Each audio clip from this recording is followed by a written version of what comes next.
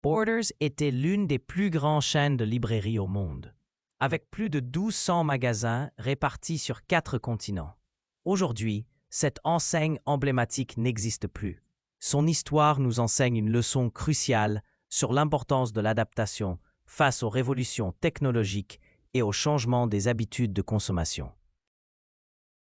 Pour comprendre l'ampleur de cette chute spectaculaire, il faut d'abord saisir ce qu'était Borders à son apogée. Fondée en 1971 par 2 frères, Tom et Louis Borders, l'entreprise a commencé modestement avec un seul magasin à Ann Arbor dans le Michigan. Leur concept était révolutionnaire pour l'époque, créer des espaces de lecture confortables où les clients pouvaient parcourir les livres, s'asseoir dans des fauteuils moelleux et même déguster un café tout en feuilletant leurs achats potentiels. Cette approche novatrice a rapidement séduit les amoureux des livres. Borders proposait une expérience unique, mélange de librairie traditionnelle et de lieux de vie culturels. Les magasins étaient spacieux, bien éclairés, avec une sélection impressionnante d'ouvrages soigneusement organisés. Au cours des années 80 et 90, Borders a connu une expansion fulgurante. L'entreprise ouvrait de nouveaux magasins à un rythme effréné, conquérant d'abord le territoire américain avant de s'internationaliser. L'introduction en bourse cette même année lui a permis de lever des capitaux considérables pour accélérer encore davantage son développement. La stratégie d'expansion était ambitieuse et semblait parfaitement adaptée à l'époque. Borders s'installait dans les centres commerciaux, les zones urbaines animées et même dans de petites villes où la concurrence était moins féroce. Chaque nouveau magasin reproduisait la formule gagnante. Grands espaces, large sélection, atmosphère conviviale et personnel compétent. L'entreprise diversifiait également son offre en proposant des CD, des DVD et même des jeux vidéo. Parallèlement à cette expansion physique, Borders développait sa gamme de services. L'entreprise organisait des événements littéraires, des rencontres avec des auteurs, des clubs de lecture et des activités pour enfants. Ces initiatives renforçaient l'image de Borders comme un lieu de culture vivante, bien au-delà de la simple vente de livres. Les magasins devenaient de véritables centres culturels communautaires, attirant une clientèle fidèle et passionnée.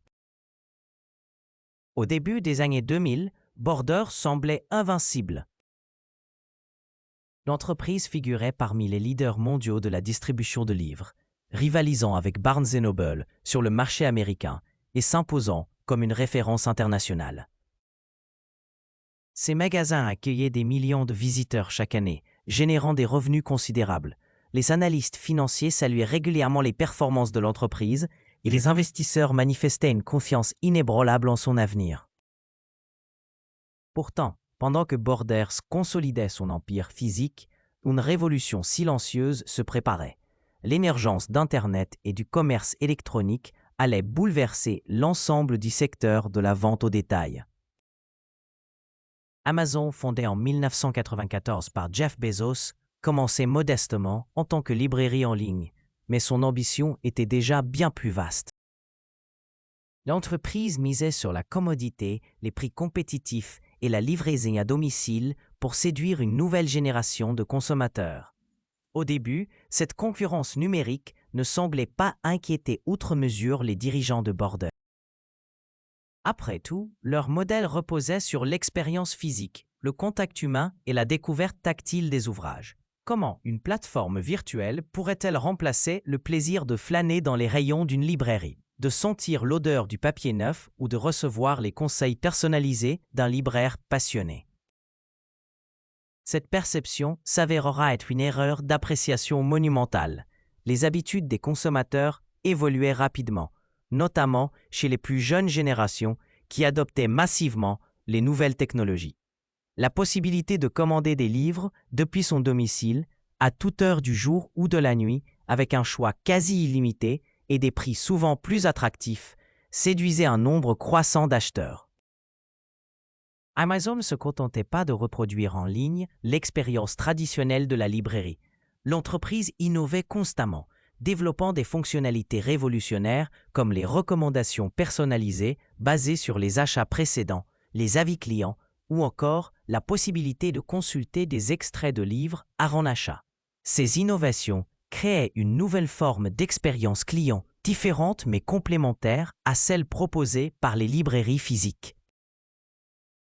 La véritable révolution est venue avec l'introduction du livre numérique et, plus particulièrement, le lancement du Kindle par Amazon en 2007.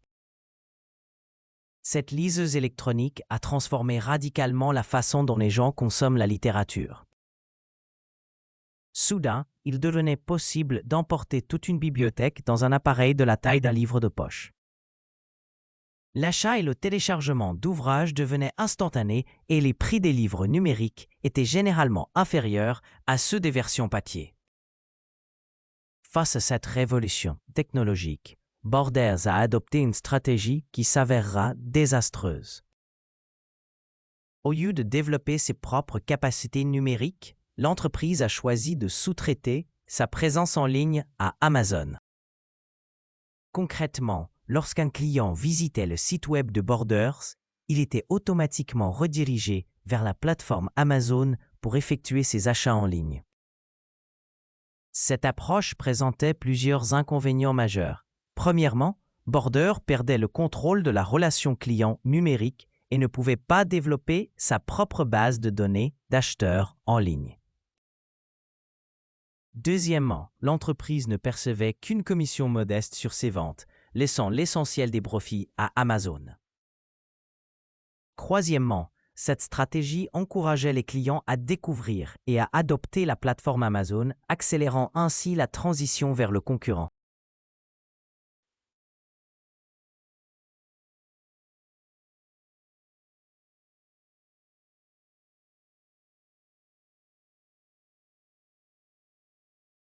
L'entreprise de Jeff Bezos investissait massivement dans le développement de nouvelles technologies, l'amélioration de sa logistique et l'expansion de son catalogue.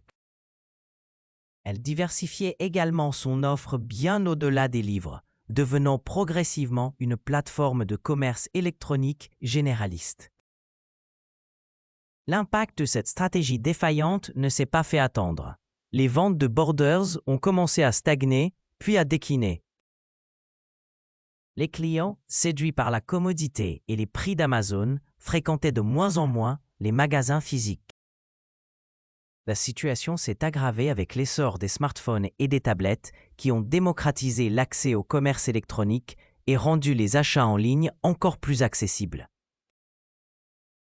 Borders a tenté plusieurs fois de rattraper son retard numérique, mais ses efforts sont arrivés trop tard et se sont révélés insuffisants. L'entreprise a lancé sa propre liseuse électronique, le Kobo, en partenariat avec une société canadienne.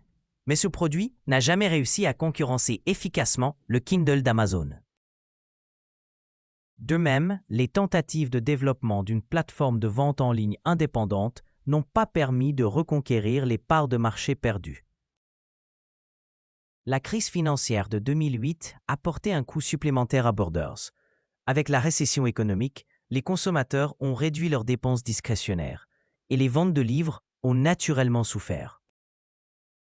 Mais là où Amazon a su s'adapter en proposant des prix encore plus compétitifs et en accélérant ses innovations, Borders s'est trouvé dans une position particulièrement vulnérable en raison de ses coûts fixes élevés liés à son réseau de magasins physiques.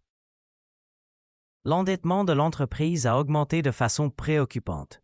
Les loyers des nombreux magasins, les salaires des employés et les frais généraux continuaient à peser lourdement sur les finances de Borders, tandis que les revenus diminuaient inexorablement.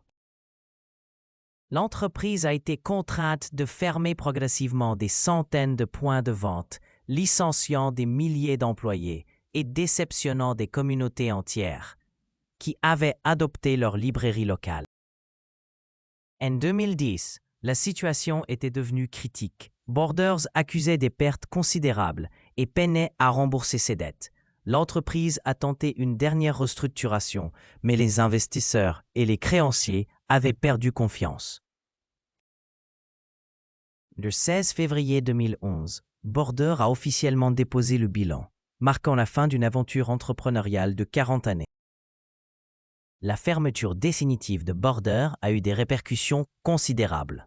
Des dizaines de milliers d'employés ont perdu leur travail et de nombreuses communautés se sont retrouvées sans librairie locale. L'écosystème éditorial a également été affecté car Borders représentait un canal de distribution important pour de nombreux éditeurs, particulièrement pour les ouvrages spécialisés ou les auteurs émergents. L'histoire de Border illustre parfaitement les dangers de l'immobilisme face aux révolutions technologiques. L'entreprise avait tous les atouts pour réussir sa transition numérique, une marque reconnue, une base de clients fidèles, des ressources financières conséquentes et une expertise reconnue dans le secteur du livre. Pourtant, elle a échoué à saisir les opportunités offertes par le numérique et s'est même affaiblie en décandant de son principal concurrent. Cette chute spectaculaire nous enseigne plusieurs leçons fondamentales. Premièrement, aucune entreprise, si dominante soit-elle, n'est à l'abri d'une disruption technologique. Les leaders établis peuvent rapidement perdre leur position s'ils négligent les signaux de changement et tardent à s'adapter. Deuxièmement, l'innovation ne consiste pas seulement à améliorer l'existant, mais aussi à anticiper et à façonner l'avenir. Borders excellait dans l'expérience physique traditionnelle, mais a manqué le virage vers l'expérience numérique. Troisièmement, la stratégie de sous-traitance numérique de Border montre qu'il est dangereux de confier des activités stratégiques à des concurrents. En laissant Amazon gérer ses ventes en ligne, Border a involontairement renforcé la position de son rival tout en s'affaiblissant. Cette erreur stratégique souligne l'importance de conserver le contrôle des relations clients et des canaux de distribution critiques. L'exemple de Borders résonne aujourd'hui avec une acuité particulière, à une époque où l'intelligence artificielle, les nouvelles technologies et les changements sociétaux transforment rapidement de nombreux secteurs. Les entreprises contemporaines doivent constamment surveiller leur environnement, anticiper les évolutions et investir dans l'innovation pour éviter le sort de cette chaîne de librairies autrefois prospère.